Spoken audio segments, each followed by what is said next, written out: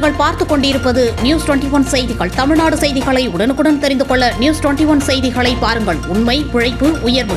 கரூர் குளித்தலை கடவர் கோவில் அருகே டீ கடையில் வாங்கிய பருப்பு வடையில் எலி இருந்ததால் பரபரப்பு ஏற்பட்டது.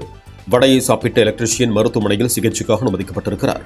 கரூர் மாவட்டம் குளித்தலை கடவர் கோவில் அருகே பாபு என்பவர் கடந்த 5 ஆண்டுகளுக்கும் மேலாக டீ கடை மற்றும் பலகார கடை நடத்தி வருகிறார். இந்நிலையில் நேற்று குளித்தலை மாரியம்மன் கோவில் பகுதியைச் சேர்ந்த கார்த்தி என்பவர் எலக்ட்ரிஷியனாக வேலை பார்த்து வருகிறார். காலை 12 மணி அளவில் ஒரு போண்டா, ஒரு பருப்பு வடை வாங்கியுள்ளார்.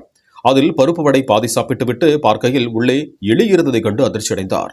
இதுகுறித்து கடை உரிமையாளர் பாபுவிடம் கேட்டபோது அது ஒன்றும் செய்யாது, சிறிய எலிதான் என்று கூறியிருக்கிறார். மேலும் இதனை தட்டி கேட்ட கார்த்தி உரிமையாளர் பாபுவிடம் முறையிட்ட போது கண்டும் காணாமல் அலட்சியத்துடன் இருந்ததாக கூறப்படுகிறது.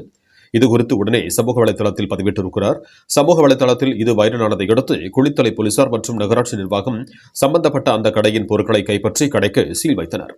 பாதிக்கப்பட்ட கார்த்திக் குளித்தலை அரசு மாவட்ட மருத்துவமனையில் சிகிச்சை பெற்று வருகிறார். நியூஸ் 21 செய்திகளுக்காக கரூரில் இருந்து சதீஷ்.